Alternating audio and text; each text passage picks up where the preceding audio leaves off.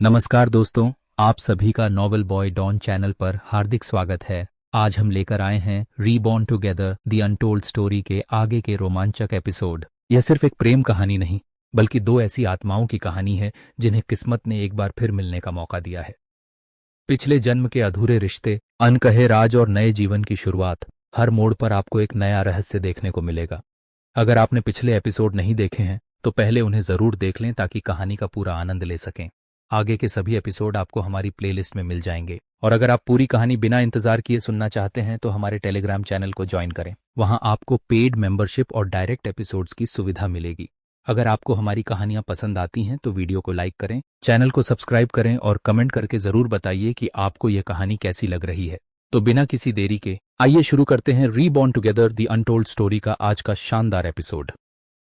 26 आध्या और अयान का धमाका। अब तक ईशानी और मनन की बात सुन आध्या और अयान वापस अंदर की ओर चले जाते हैं। वही अद्रिक टेरेस पर किसी से फोन पर बात कर रहा था। अद्रिक फोन काटते ही आध्या और अयान के बारे में सोचने लगता है।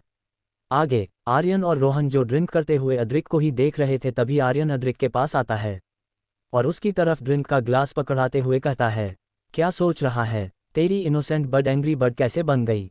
आर्यन की इस बात पर अद्रिक उसकी तरफ देखता है, फिर उसके हाथों से वह ड्रिंक ले बिना कुछ कहे उस ड्रिंक को पीने लगता है। तभी आर्यन अद्रिक के थोड़ा और करीब सामने देखते हुए कहता है, मैंने कहा था ना, कहीं ऐसा ना हो कि तू आध्या को खो दे और वो तुझसे इतनी दूर चली जाए कि तू दोबारा उसे अपने पास ना ला पाए।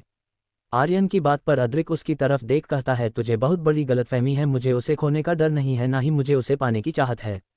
देखा था मैंने कैसे तेरे चेहरे पर खून उतर आया था जब अयान उसे अपने साथ लेकर गया था। मुझे नहीं पता आध्या अयान कैसे इतना क्लोज है, पर मैं खुश हूं कि कोई तो है उसके पास जो उसको समझता है। कम से कम अयान तेरे जैसा तो नहीं। इतना कह आर्यन वहां से रोहन की ओर बढ़ जाता है। अद्रिक आर्यन की बात सुन उसकी तरफ देखता है। थोड़ी देर में तीनों ही नीचे आ जाते हैं। पार्टी में अभी भी काफी रौनक थी, सभी कपल्स डांस कर रहे थे। अद्रिक नीचे आते ही सभी फैमिली मेंबर्स के पास आता है ये जानने की एंगेजमेंट कब शुरू होनी है कि तभी तान्या उसके पास आ कहती है, चलो ना अद्रिक हम भी डांस करते हैं। तुम कहाँ थे अब तक? मैं तुम्हें कितनी देर से ढूंढ रही हूँ। तान्या की बात सुन अद्रिक एक नज़र तान्या को देखता है, फिर एक नज़र फैमिली मेंबर्स को जो उसे ही देख रहे थे और स्माइल कर रहे थे। अद्रिक को ये देख गुस्सा आता है, वो मना ही करने वाला होता है कि तभी विश्वनाथ जी अद्रिक की तरफ देख एक टेढ़ी हंसी हंसते हुए कहते हैं, हाँ क्यों नहीं बेटा, आपको भी डांस करना चाहिए। वही आर्यन भी अद्रिक को देख कहता है, हाँ हाँ क्यों नहीं अद्रिक, अब तान्या इतना कह रही है तो क्या प्रॉब्लम है तुझे? अद्रिक सभी को एक नज़र देखता है। अब बंदे को तो दोस्त के सामने अपने ईगो में ही रहना था, इसलिए वह तान्या के साथ डांस के लिए मान जाता है। वही आर्यन और रोहन भी दो ब्यूटीफुल गर्ल्स के साथ स्टेज पर डांस के लिए चले जाते हैं। अब तक पार्टी में मौजूद सभी लड़कियां जो प्यार भरी निगाहों से अद्रिक को देख रही थी, वह अब तान्या को जलन भरी निगाहों से देखने लगी। सभी कपल डांस कर रहे थे, अद्रिक को तो ये सब बिल्कुल भी अच्छा नहीं लग रहा था। उन्हीं के बीच आशी और अंकित भी डांस कर रहे थे। वहीं दूर खड़ी ईशानी मनन की तरफ देख रही थी। मनन भी डांस फ्लो की तरफ देख हल्का मुस्कुरा रहा था। श्रेया भी डांस फ्लो की तरफ देख स्माइल कर रही थी। पर एक मिनट यार, हमारे दो लंगोटिया यार कहाँ है? अरे मेरा मतलब है अयान और आध्या कहाँ है भाई? उन्हें भी तो फ्रेम में लेकर आओ, चलिए ले आते हैं। आशी और अंकित दोनों ही काफ़ी देर से डांस कर रहे थे, जिस वजह से वह दोनों ही थक जाते हैं और वापस स्टेज से नीचे उतर टेबल पर बैठते हुए कहते हैं, यार हमारी एंगेजमेंट है लेकिन मेरे परिवार का कोई क्यों डांस नहीं कर रहा है? तभी आशी एक नज़र पूरे हॉल में दौड़ाती है जहां तीनों फैमिली आपस में बैठ बातें करते हुए स्टेज की तरफ ही देख रहे थे।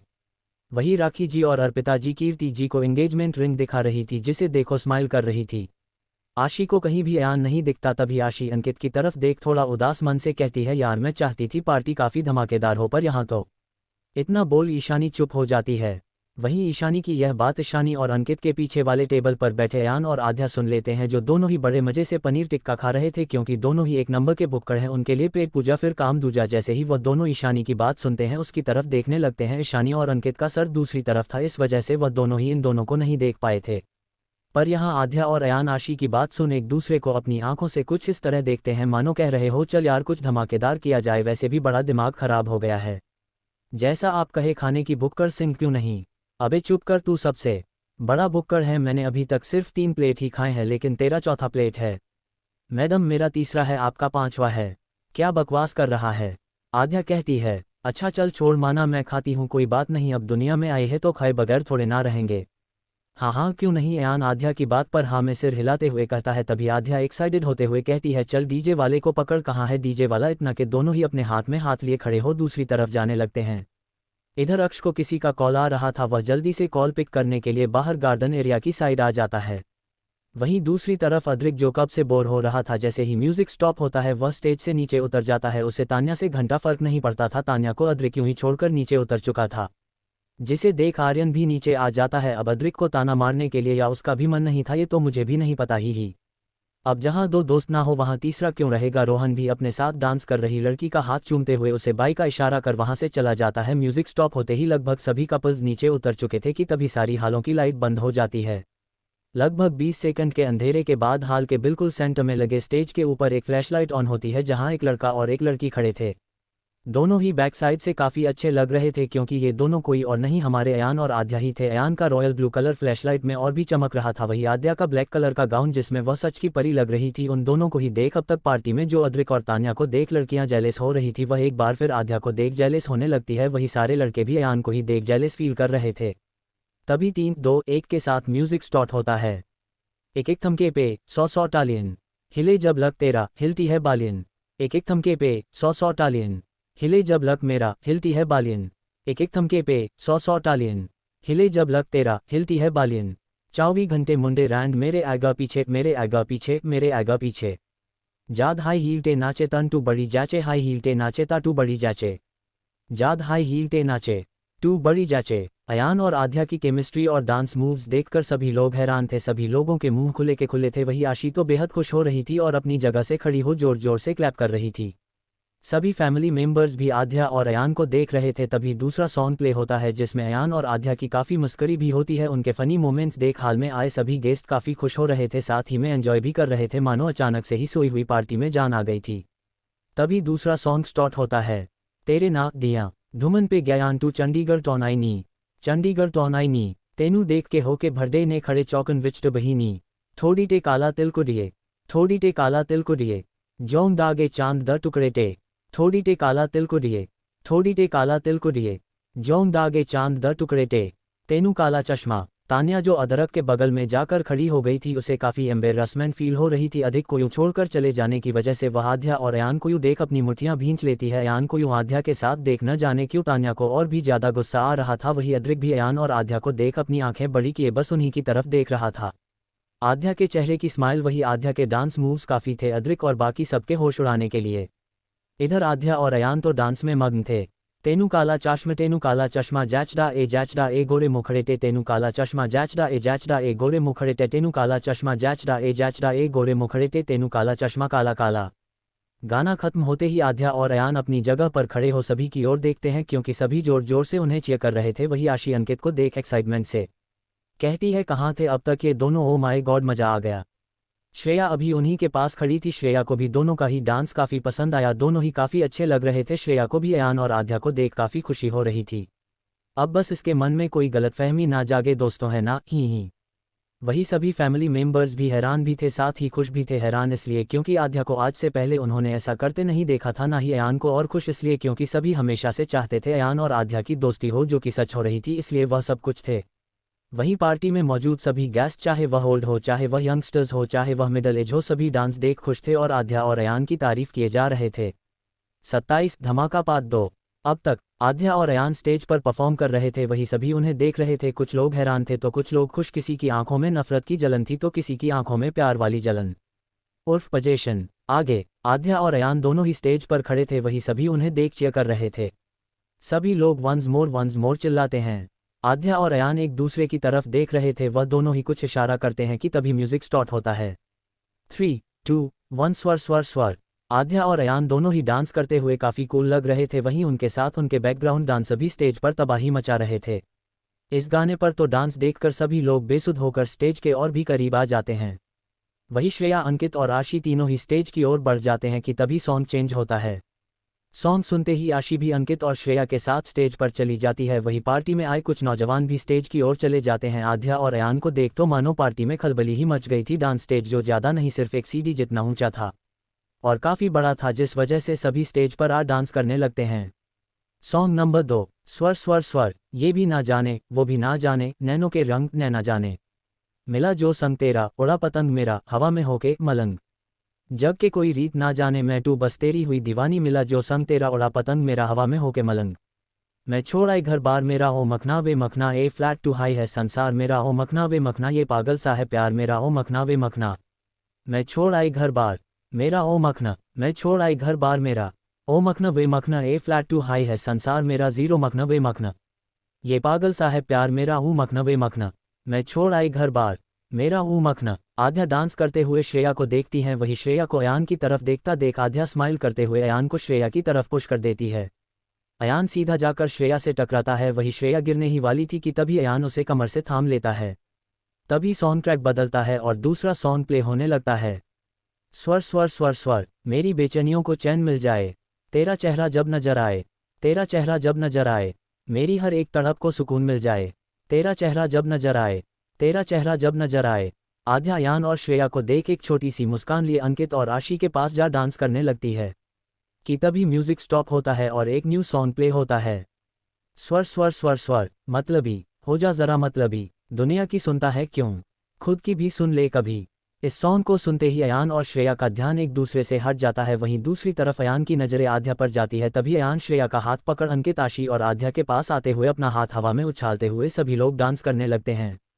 कुछ बात गलत भी हो जाए, कुछ देर ये दिल भी खो जाए, बेफिक्र धड़कने इस तरह से चले, शोर गूंजे यहाँ से वहाँ, सूरज डूबा है यारों दो घुट नशे के मारे, रस्ते भुला दो सारे घर बार के, सूरज डूबा है यारों दो घुट नशे के मारे, गम तुम भुला दो सारे संसार के।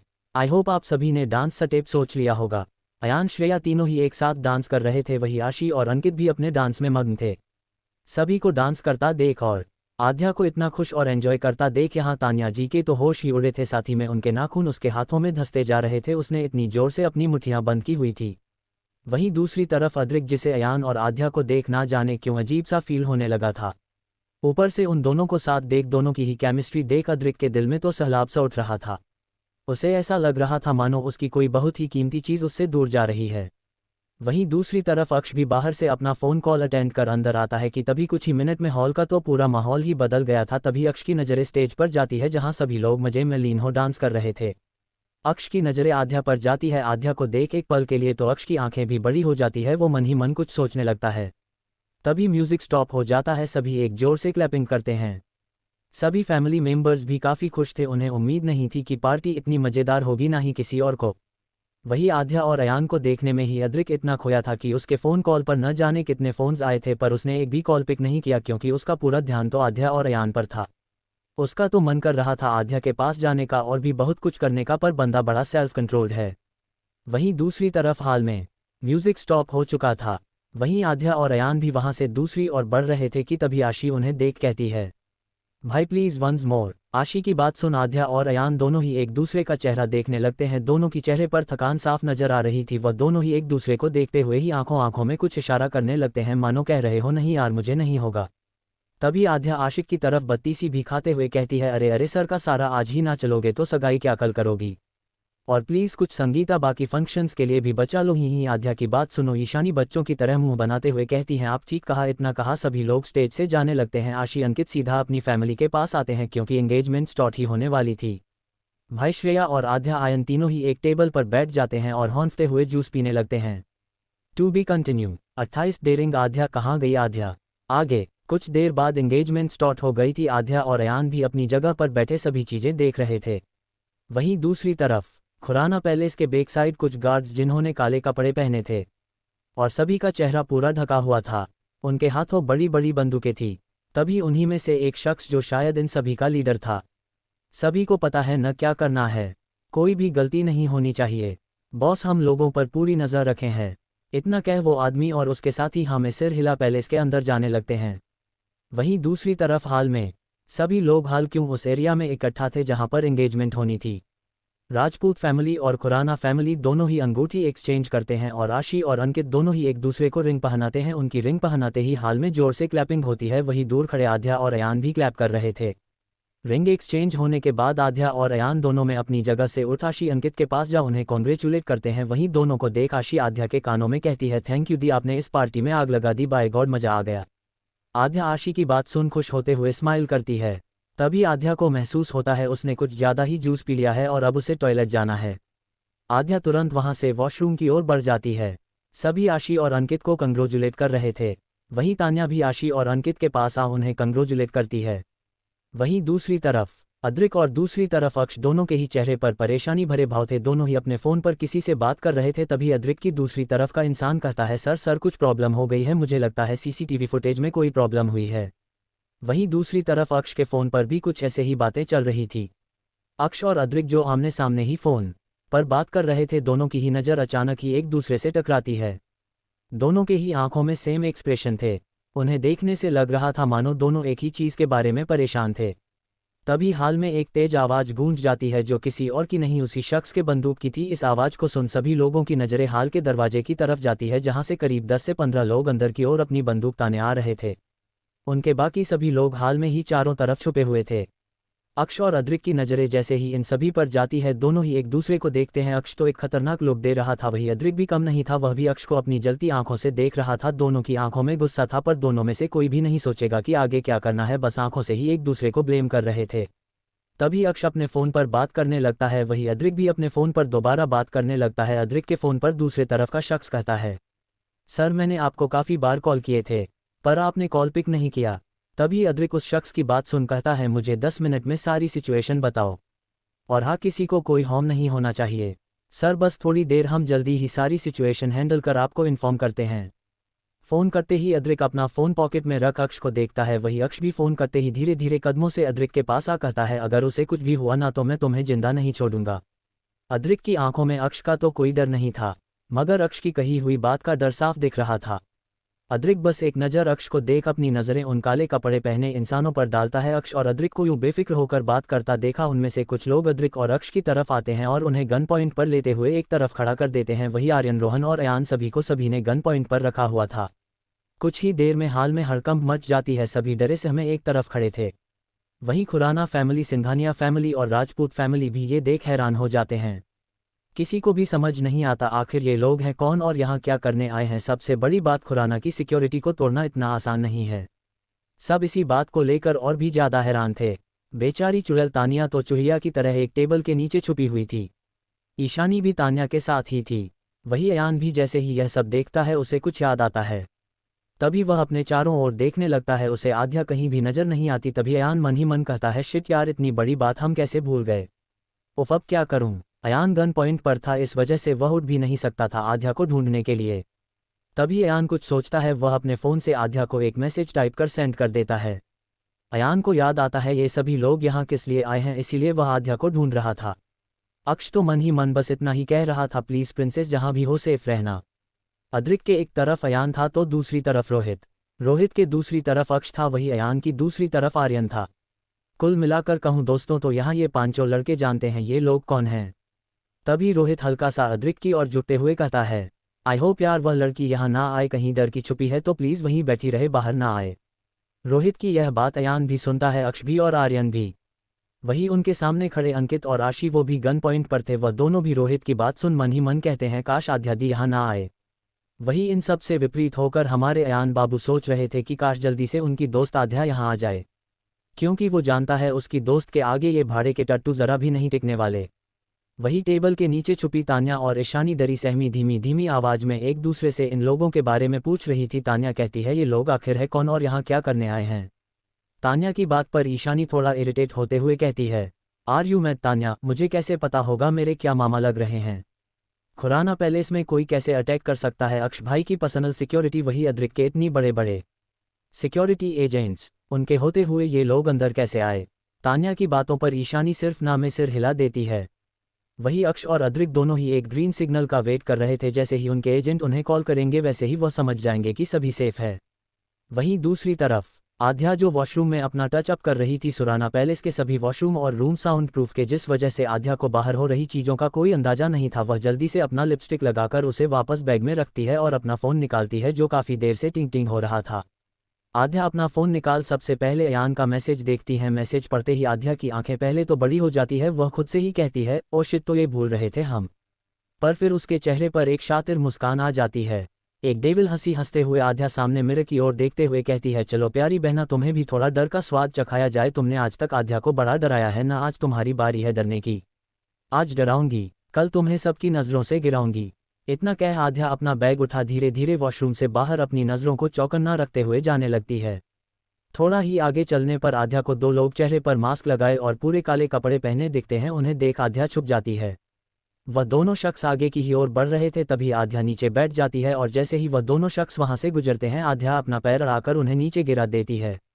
फिर अपने पैरों से उनके पैरों को मसलते हुए उनके हाथों को मोड़ उनसे बंदूक छीनती है और बंदूक से उन दोनों के ही सर पर जोर से मारती है, जिससे वह दोनों ही बेहोश हो जाते हैं। वहीं दूसरी तरफ हाल एरिया में सभी चुप थे। अद्रिक और अक्ष अपनी अपनी निगाहों से सिर्फ उन लोगों के लीडर को ही देख रहे थे जो उन दोनों को ही घूर रहा था। उस शख्स के यूनिफॉर्म पर एक हिडन कैमरा लगा था, जिससे दूर बैठा कोई शख्स वहां की लाइव फुटेज देख रहा था।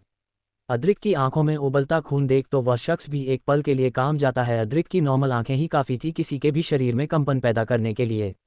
यहाँ तो अक्ष भी अपने खतरनाक लुक्स उस आदमी को दे रहा था, जिससे वह आदमी और डर रहा था। उसे इंतजार था तो बस अपने बॉस के ऑर्डर का। तभी हाल में अचानक की गोली चलने की आवाज़ आती है। सभी की नज़रें उस आवाज़ को सुन ओर जाती है। उस आवाज़ को सुन अयान मन ही मन कहता है, आ गई भूखी शेरनी। आराम से भी जो काम हो सकता है उसमें भी इस बंदी को एक्शन करने का शौक है। इतना कह अयान मुस्कुराते हुए उस ओर देखने लगता है। वही सभी की नज़रें उस तरफ थी। तभी वहां से आध्या अपना ब्लैक गाउन एक हाथ से उठा एक हाथ से बंदूक को कंधों पर रखे हुए बड़े ही स्टाइल में चली आ रही थी। आध्या के चेहरे का एटीट्यूड और घमंड देख कोई नहीं कह सकता था कि यह लड़की कभी इतना डरपोक थी। आध्या को देख हाल में सभी लोगों की आंखें बड़ी हो जाती है। वहीं रोहित के चेहरे के लिए एक्सप्रेशन ही बदल जाते हैं। वही आध्या को यूं करता देख सबसे पहले तो विजय जी मन ही मन कहते हैं, no Aadhya please go away. वही मनन भी मन ही मन यही सोच रहा था, पर उसे आध्या के चेहरे को देख तो बिल्कुल भी नहीं लग रहा था उन्हें इन लोगों से घंटा भी फर्क पड़ता है। आज एंगेजमेंट है भाई, तुम लोग किसकी बारात उठाने आए हो? आध्या आगे आते हुए उन सभी लोगों की तरफ देख कहती है। तभी उन सभी का लीडर आध्या को देख कहता है, ए लड़की कौन है तू और तेरी इतनी हिम्मत हमसे इस तरह बकवास कर रही है? चुपचाप बंदूक फेंक दे नीचे और यहाँ आकर बैठ जा। उस आदमी की बात सुन आध्या हल्की हंसी लेते हुए कहती है, पहले तो तुम तमीज से बात करो और बकवास में नहीं तुम कर रहे हो। मान ना मान मैं तेरा मेहमान। अरे भाई साहब ये तो बताइए यहाँ आए किस लिए हो?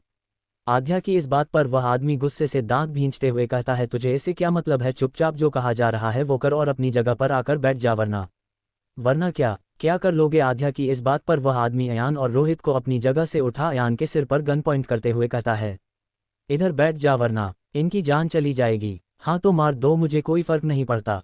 आध्या की यह बात सुन वह आदमी कम अयान ज्यादा शौक होता है। अयान मन ही मन, अबे एक मिनट के लिए सोच तो लेती, तेरा लंगोटिया जिगरी यार हूं मैं, भगवान कैसी दोस्त मिली है।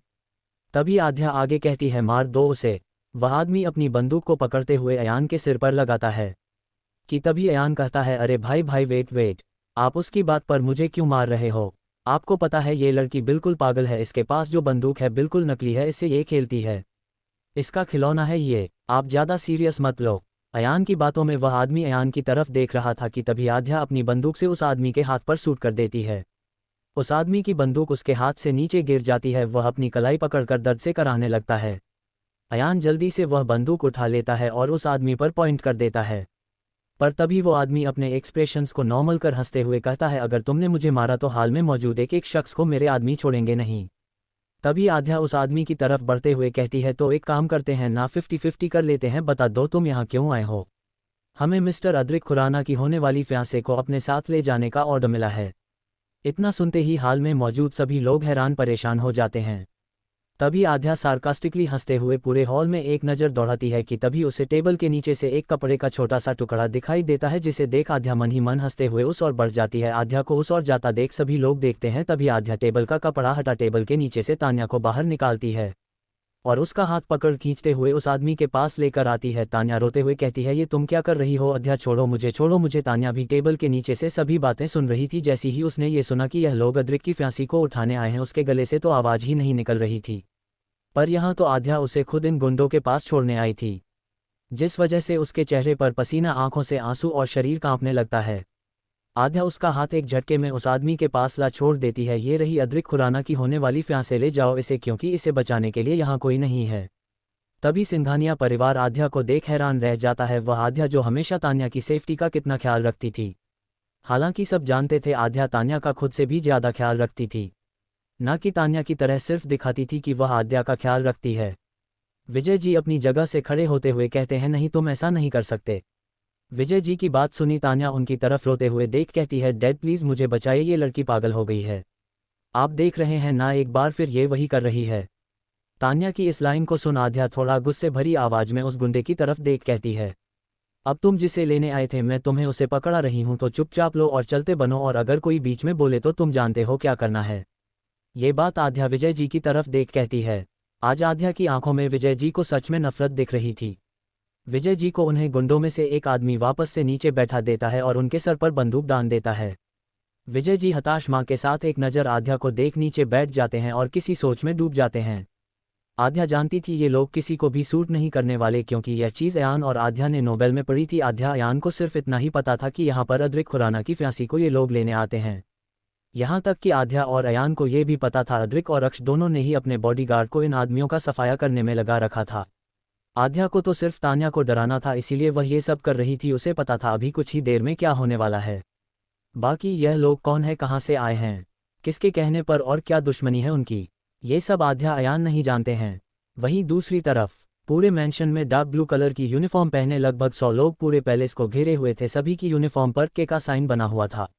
उनकी साइलेंट बंदूक से लगभग सभी ब्लैक यूनिफॉर्म पहने लोग मारे जा चुके थे। बस हाल में जितने लोग थे उतने ही लोग बचे थे। तभी अदरिक और अक्ष दोनों के ही फोन पर एक ग्रीन सिग्नल का साइन आता है, जिसे देख अक्ष और अदरिक अपनी अपनी जगह से खड़े हो जाते हैं और जिन्होंने उसके सिर पर बंदूक रखी हुई थी उनके हाथों को मोड़ बंदूक उनसे ले धड़ाधड़ हाल में सभी को शूट कर देते हैं। शूट करते हुए अदरिक एक नज़र आध्या को देखता है, जिसने अपने हाथों में पड़ी गन को नीचे फेंक दिया और बड़े आराम से टेबल पर बैठ जूस का गिलास उठा जूस पीने लगी थी, जैसे उसे पहले से पता हो कि यह सब होने वाला है। अयान भी आध्या की तरह ही बेफिक्र होकर टेबल पर आध्या के सामने बैठा जूस पी रहा था। अदरिक अपनी आंखें छोटी कर आध्या की हर एक हरकतों को काफ़ी गौर से नोटिस कर रहा था। तभी वहां ब्लू कपड़े पहने अदरिक के बॉडीगार्ड भी आ जाते हैं। पूरा हॉल धीरे धीरे खाली हो रहा था। अदरिक के बॉडीगार्ड सभी को बड़े आराम से और धीरे धीरे मैंशन से बाहर निकालते हैं। पर तभी वह ब्लैक यूनिफॉर्म पहने लोगों का लीडर, जिसके कान में ब्लूटूथ लगा हुआ था, उसे कुछ ऑर्डर मिलता है, जिसे सुन उसकी नज़रें आध्या पर जाती है। दूसरी तरफ से उसका बॉस कहता है, leave all the people and just take that girl. उनके बॉस को उस आदमी के कपड़ों पर लगे हिडन कैमरा से आध्या की हर एक हरकत दिखाई दे रही थी और सुनाई दे रही थी। पूरा हॉल खाली होने के बाद अदरिक के बॉडीगार्ड उन सभी ब्लैक कपड़े पहने लोगों को अपने साथ लेकर चले जाते हैं। पर तभी सभी की नज़रें आध्या को ढूंढती है, जो कहीं दिखाई नहीं दे रही थी, जिसे देख सबसे पहले अदरिक का दिल सहमता है। तभी हॉल के अंदर बाहर से आता हुआ एक आदमी कहता है, सर सीसीटीवी में कुछ आया है, उनका लीडर अध्या मैम को लेकर गया है। जिसे सुन कीर्ति जी को एक झटका सा लगता है, वह अपनी जगह पर बैठ जाती है। अक्ष भी ये सुन हैरान हो जाता है और अपनी मुट्ठियां भींच लेता है और वहां से बाहर निकल जाता है। वही अदरिक भी अपनी जगह से तेज कदमों के साथ बाहर चला जाता है। वही अयान जो सोफे पर बैठा था, वो मन ही मन कहता है, अब किसकी शामत आई है, कौन अपनी मौत को अपने साथ लेकर चला गया। भाई खैर, best of luck for you गुंडे जी। आखिर कौन ले गया है आध्या को? क्या करेगी अब आध्या, और क्या करेगा अदरिक आध्या को बचाने के लिए? क्या होगा सभी का रिएक्शन आज के सारे इंसिडेंट्स पर? क्या होगा अधिक का रिएक्शन आध्या के इस नए अंदाज पर? क्या कुछ ऐसा है जो छुपा है अभी तक आध्या से? सभी सवालों के साथ और भी ट्विस्ट एंड टर्न्स के लिए पढ़ते रहिए ये कहानी रे birth of best friends in novel. 29 बेहोश आध्या। अब तक हाल में अदरिक के बॉडीगार्ड सभी को सेफली खुराना पैलेस से बाहर निकालते हैं। तभी बाहर से एक शख्स अंदर की ओर आता है और सभी को एक नज़र देख अदरिक की ओर देख पैलेस के बैक साइड सीसीटीवी फुटेज के बारे में बताता है। सभी लोग उस आदमी की बात सुन उस ओर देखने लगते हैं जहां आध्या बैठी थी, पर अब वो वहां नहीं थी। ये देख अक्ष जल्दी से खुराना पैलेस से बाहर आ जाता है। वही अदरिक भी जल्दी से वहां से निकल जाता है। अदरिक के पीछे आर्यन भी जाता है कि तभी रोहन उसे रोक कहता है, मैं भी साथ चलता हूँ। आर्यन रोहन की तरफ देख, तू यही रूप में जाता हूँ कह वहां से चला जाता है। वहीं अदरिक और अक्ष और बाकी सभी फैमिली का रिएक्शन देख अयान अपने कंधे उचकाते हुए अपने हाथों में पकड़ा जूस पीने लगता है। आगे अक्ष खुराना पैलेस से बाहर आते ही सीधा अपनी कार में बैठ किसी को कॉल लगाता है। तभी दूसरी साइड से कॉल पिक होते ही अक्ष अपनी रौबदार आवाज में कहता है, उन सभी को मेरे उसी मैंशन में लेकर आओ। अक्ष की बात सुन दूसरी साइड का आदमी कहता है, सॉरी सर, पर अदरिक सर के बॉडीगार्ड सभी को अपने साथ ले गए। डैम इट, वो जरूर उन्हें द डार्क विला ले गया होगा। अक्ष गुस्से से स्टीयरिंग पर अपना हाथ मारते हुए कहता है और अपने दांत भींचते हुए फोन कट कर देता है। तभी अक्ष की नज़रें मैंशन से बाहर आ रहे अदरिक पर पड़ती है। अक्ष उसे देख रहा था। अदरिक तेज कदमों से चल अपनी कार में बैठ जाता है। वही आर्यन भी उसके साथ बैठ जाता है और उसकी कार मैंशन से बाहर जाने लगती है। अदरिक की कार को जाता देख अक्ष कुछ सोचता है और अपनी कार भी स्टार्ट कर देता है। वही अक्ष और अदरिक दोनों की कार को मेन गेट से बाहर जाता विश्वनाथ जी देख रहे थे। तभी विश्वनाथ जी अपने कोट के पॉकेट से अपना फ़ोन निकालते हैं और किसी को फ़ोन मिला देते हैं। दूसरी तरफ से कॉल पिक होते ही दूसरी तरफ का आदमी कहता है यस सर। तभी विश्वनाथ जी अपने कोल्ड ऑरा के साथ बड़े ही ठंडे स्वर में कुछ कहते हैं, जिसे सुन दूसरी तरफ का आदमी यस सर कह फ़ोन कट कर देता है। विश्वनाथ जी वापस अंदर चले जाते हैं। इधर अद्रिक की कार सड़क पर तेज रफ्तार से बढ़ रही थी, उसी के पीछे अक्ष की कार भी थी।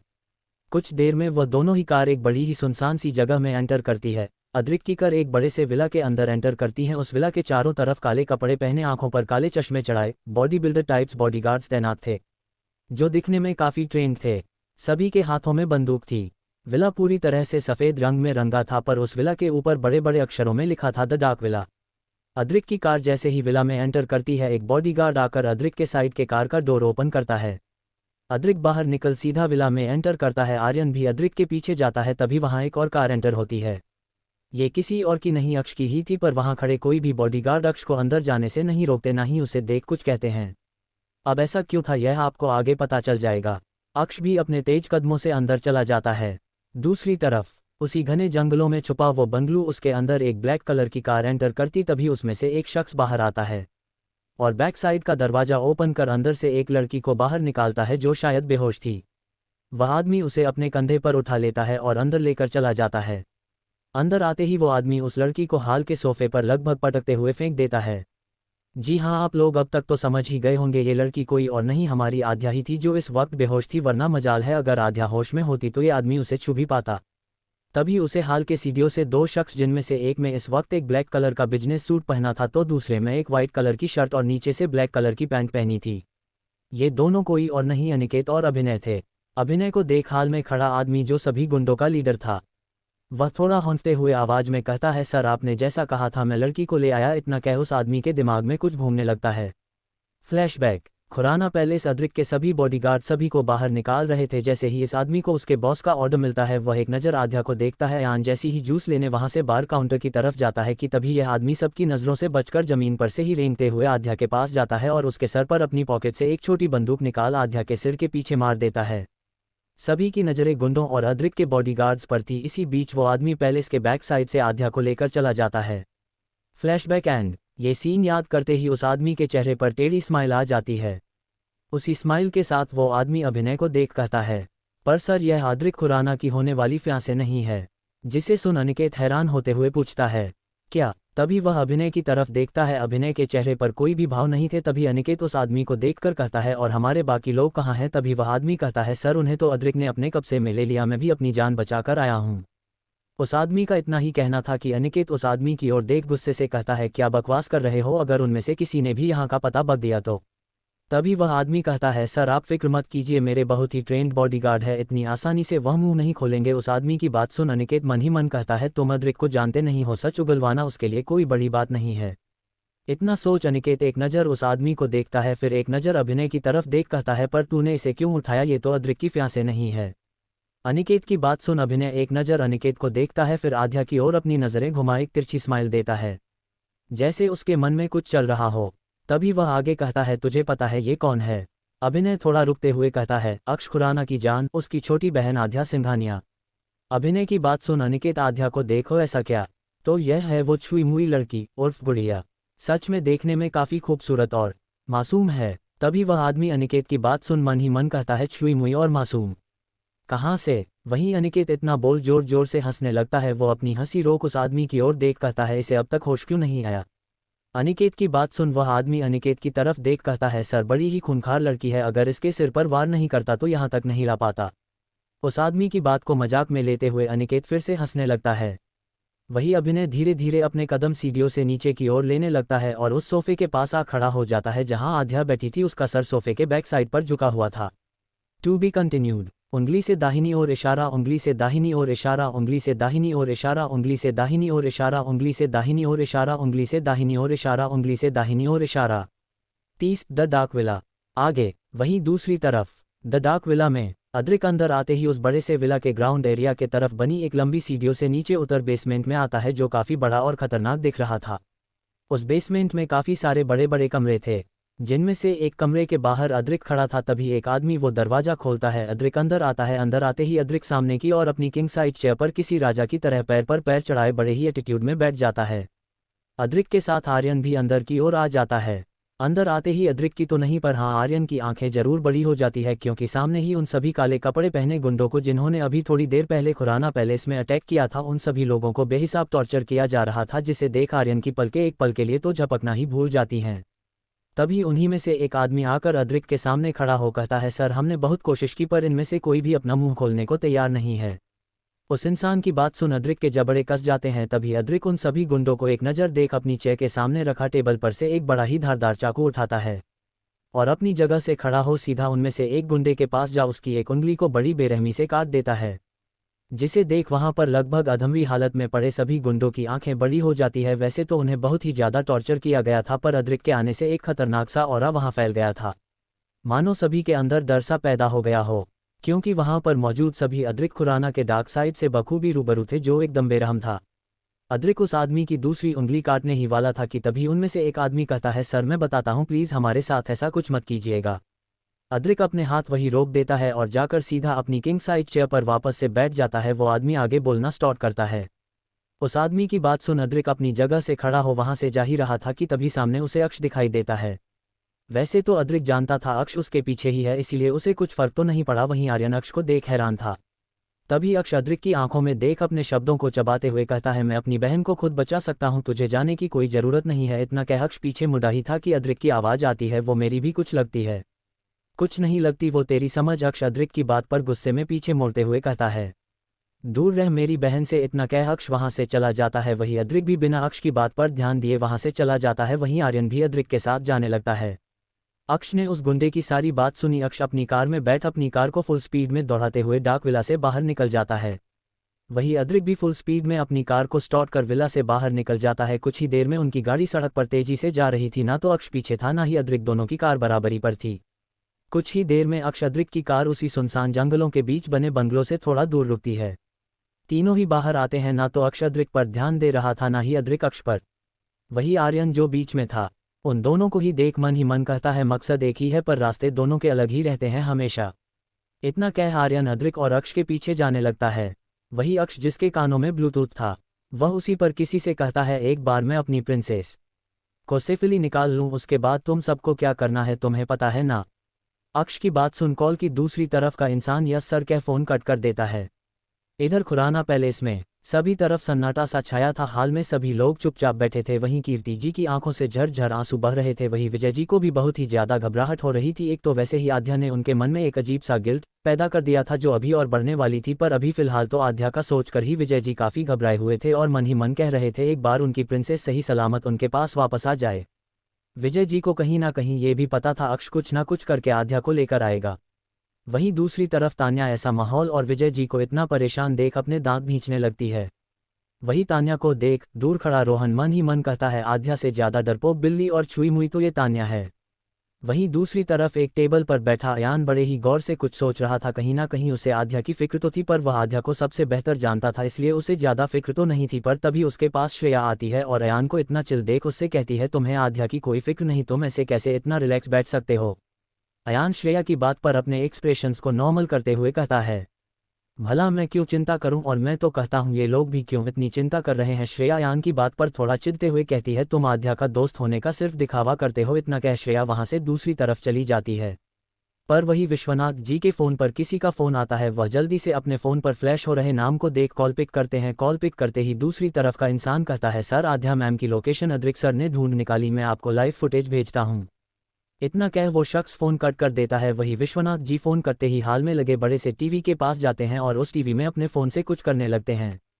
वहीं दूसरी तरफ उसी बंगलू के अंदर आध्या जो सोफे पर बैठी थी अचानक ही कसमसाने लगती है और धीरे धीरे उसकी आंखें खुलने लगती है। आध्या को अपने सिर के पीछे दर्द हो रहा था। आध्या अपना हाथ अपने सिर के पीछे लगा सीधे बैठते हुए अपनी आंखों को ढंग से खोलती है। तभी आधे को रियलाइज होता है कि वह कहाँ है। आध्या धीरे धीरे अपने अगल बगल देखती है, जहाँ उसे सिर्फ काले कपड़े पहने बॉडीगार्ड दिख रहे थे। जिसे देख आध्या अपना सर उठा सामने की ओर देखती है तो उसे सामने वाले सोफे पर दो लोग बैठे हुए दिखते हैं। आध्या चौंकते हुए अपनी जगह से खड़ी हो जाती है और उन दोनों ही आदमी को टुकुर टुकुर देखती हैं, जो कोई और नहीं अभिनय और अनिकेत थे। उन दोनों को आध्या अपनी टिमटिमाती हुई आंखों से घूर रही थी। कौन हो तुम दोनों और मुझे यहाँ क्यों लेकर आए हो? आध्या इतना कहती है कि तभी आध्या की नज़र उस इंसान पर पड़ती है जो खुराना पैलेस में अद्रिक के फ्यांसे को लेने आया था। आध्या उसे देखते ही कहती है, ओह हेलो, तुम्हें कहा था ना मैंने कि मैं अद्रिक की फियांसे नहीं हूं, तो तुम मुझे यहाँ क्यों लेकर आ गए? बुद्धिहीन इंसान। इतना का आध्या अभिनय और अनिकेत की तरफ देख कहती है, देखो तुम्हें जो लड़की चाहिए वो मैं नहीं हूँ, इसलिए मैं जा रही हूँ और अगली बार यह गलती दोबारा नहीं होनी चाहिए। इतना कह आध्या अपने कदम आगे बढ़ाती है कि तभी उसे वो गार्ड्स घेर लेते हैं। आध्या अपनी एक भौहें चढ़ाते हुए उन गार्ड की तरफ देखती है, फिर एक नज़र अभिनय और अनिकेत की तरफ देख कहती है, इनसे कहो तुम लोगों से गलती हुई है, ये मुझे जाने दे। इतना कह आध्या दोबारा जाने ही वाली थी कि तभी वह गार्ड्स उसे फिर से घेर लेते हैं। इस बार आध्या को गुस्सा आने लगता है, जिस वजह से वह एक गार्ड के पेट पर पंच मार देती है, जिससे वह गार्ड अपना पेट पकड़ एक तरफ को हो जाता है। बाकी के सब भी उसे देख थोड़ा पीछे हो जाते हैं। तभी अनिकेत अभिनय की तरफ देख कहता है, अबे तूने सच में उस छुई मुई लड़की को ही उठाया है ना? ये तो कहीं से भी अक्ष की डरपोक बहन नहीं लगती जिसके बारे में हमने सुना था। अभिनय उसकी बात पर कोई रिएक्शन नहीं देता, बस अपनी जगह से खड़ा हो आध्या की तरफ बढ़ते हुए कहता है, तुम यहाँ से कहीं नहीं जा सकती जब तक मैं नहीं चाहता। एक्सक्यूज मी, क्यों नहीं जा सकती?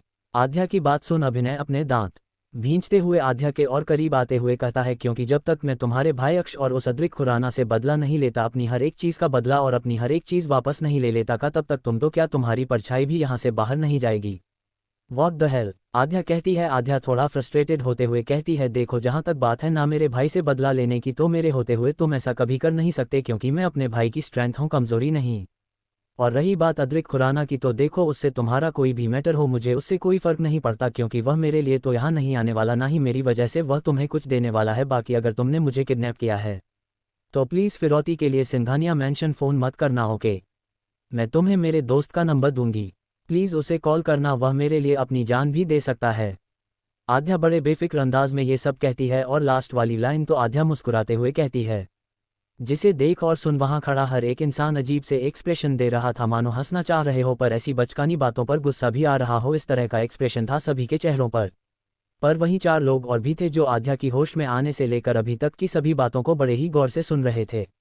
जी हाँ, अभी तक आप लोगों ने अंदाजा तो लगा ही लिया होगा, पहले के 3 लोग तो अद्रिक, अक्ष और आर्यन थे, वही चौथा इंसान कोई और नहीं विश्वनाथ जी का एक सीक्रेट आदमी है, जो हमेशा ही उनके कहने पर अद्रिक की हर एक लोकेशन को ट्रैक करके विश्वनाथ जी को उनकी लाइव लोकेशन के बारे में बताता है और खुद भी अद्रिक के पीछे लगा रहता है, और साथ ही साथ अपने पास लगे हिडन कैमरा से सभी चीज़ रिकॉर्ड भी कर रहा होता है, जिन रिकॉर्डिंग्स का एक्सेस सिर्फ विश्वनाथ जी के पास था, जिसकी लाइव रिकॉर्डिंग इस वक्त खुराना पैलेस में चल रही थी। जी हाँ, विश्वनाथ जी ने उस वक्त टीवी में आध्या और इस बंगलो की लाइव फुटेज को ऑन किया था, जिसे देख खुराना पैलेस में आध्या के बेहोश होने तक तो सभी घबराए हुए थे, पर जैसे ही आध्या होश में आई, उसकी सभी बातों को सुन और उसका ये अंदाज देख खुराना पैलेस में मौजूद सभी इंसान की आंखें बड़ी हो जाती हैं। किसी को यकीन ही नहीं होता कि ये वही आध्या है जो किसी बच्चे से भी बात करने में इतना डरती थी, आज इतने बड़े गैंगस्टर से आंखों में आंखें डालकर बात कर रही थी। पर ये तो कुछ भी नहीं था, अभी उसकी फाइटिंग स्किल बची थी भाई।